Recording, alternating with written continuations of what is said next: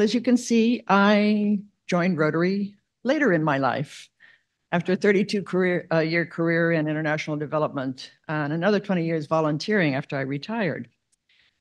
I followed what was going on with this Rotary because David House kept me informed, my friend for 50 plus years. But I was so busy with career, family, and volunteer activities, I couldn't commit to being a good Rotary member. But now two things spurred me on to join last August. One is that I was a caregiver to my wonderful spouse, Tom Carroll, but for the last few years, but he passed away a year ago. He was 103 years old. So suddenly I had more time. And second, I found I missed the professional stimulation and joy that I had experienced at the World Bank, being around diverse people committed to humanitarian goals. So my first visit to this club 5 months ago, I immediately felt the same sort of welcoming and diverse population with values that coincided with mine, service and community. So I'll quickly tell you a little bit about who I am, because I know I'm on a time limit. Since I was born in Texas and grew up in Florida, I always had an interest in Latin America. When I was in high school, John F. Kennedy was elected president, and that'll tell you how old I am. And he started a year later the Alliance for Progress to build partnerships with Latin America. So that really made me suddenly realize I'd found my calling. I wanted to work in Latin America for the US government. However, I faced a few challenges. It was pre-internet time. So my guidance counselors in high school, they found, oh, well, Georgetown University has a foreign service school. So there was a problem. Can you guess what it was? Wrong gender. Only males.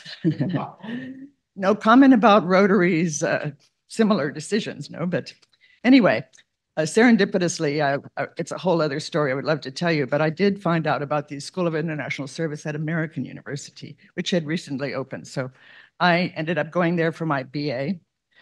And another little issue is, while I started off thinking I would be a diplomat, suddenly I realized it was the Vietnam era, and I really didn't want to go around the world defending our policy in Vietnam, sorry to say. So meanwhile, though, I had a wonderful economist professor, economics professor, and he convinced me to look at poverty reduction.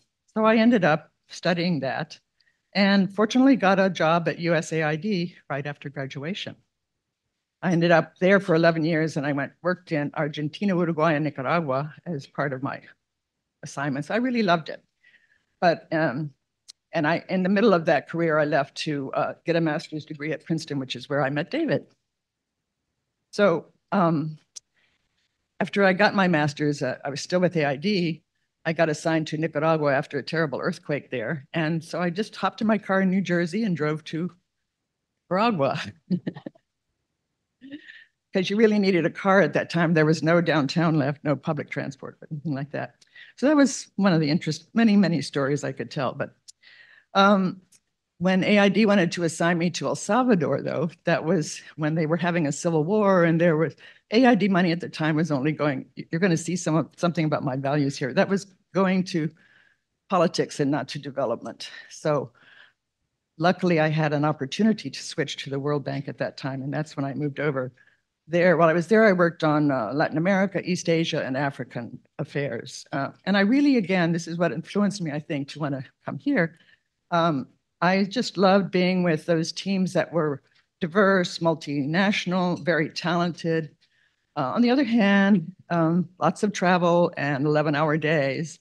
So I couldn't really even take my daughter to visit colleges when she needed to do that. So I retired early. And finishing up now, about the time of my retirement, I became interested in peace building and conflict transformation. It's another interesting thing about Rotary here.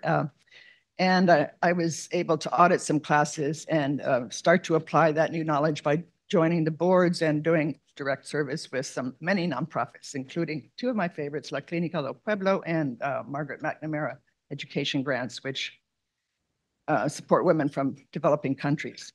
So I'll stop there. I probably have exceeded my 3 minutes, but and I will say I thank you for this opportunity to share my background.